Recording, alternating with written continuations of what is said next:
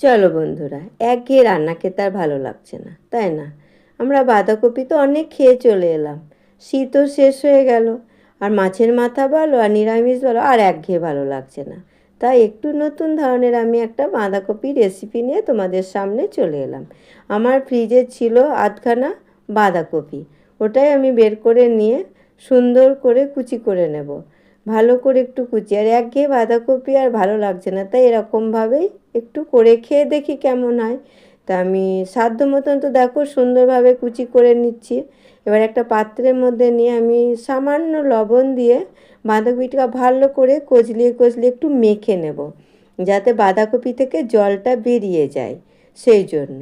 এবার আমি একটা ফ্রাই প্যান বসিয়ে দিয়েছি, সেখানে দিয়েছি সামান্য সর্ষের তেল।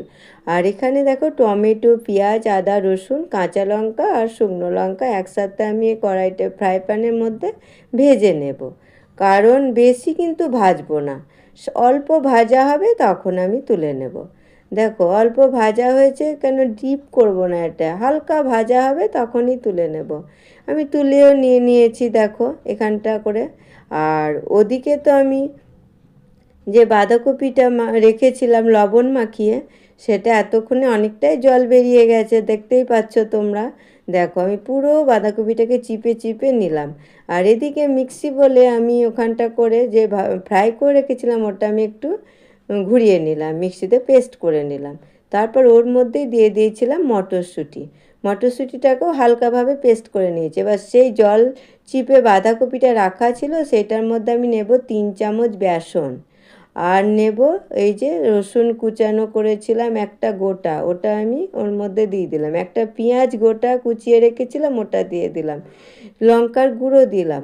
এবার ওটাকে আমি, না তার সঙ্গে দেবো, সরি ভুলে গেছি, তার সঙ্গে আমি তো দেবো তোমার মটরশুঁটি 2 চামচ। তারপর ওটার সাথে আমি ভালো করে হাতে করে মেখে নেব, কারণ এটা চামচ দিয়ে মাখলে হবে না, হাতে করেই সুন্দর করে মেখে নিতে হবে। ফ্রাই প্যানে যথারীতি আমি তেলটাও দেখো বসিয়ে দিয়েছি।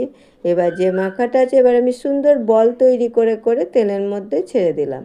দেখো সুন্দর করে ফ্রাই হয়ে যাবে, এপিঠ ওপিঠ সুন্দর করে ভালো করে বাদামি কালারের যখন হয়ে ভাজা হয়ে যাবে, সবটা একে একে দেখো হয়েও গেছে।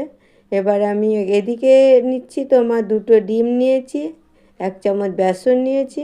এবার ওটাকে আমি ভালো করে ফেটিয়ে নেব, মানে বেসনটার সাথে। এবার আমার ওটা ওদিকে হয়েও গেছে, আমি এবারে তুলে নেবো। সে ফ্রাই প্যানের মধ্যে আরেকটু তেল দিয়ে দেবো। এবার যে আমি বেসনটা ডিমটা একসাথে গুলেছিলাম সেইটা আমি এবার এক এক করে আবার ফ্রাই করা যে বলগুলো ছিল ওইগুলো আবার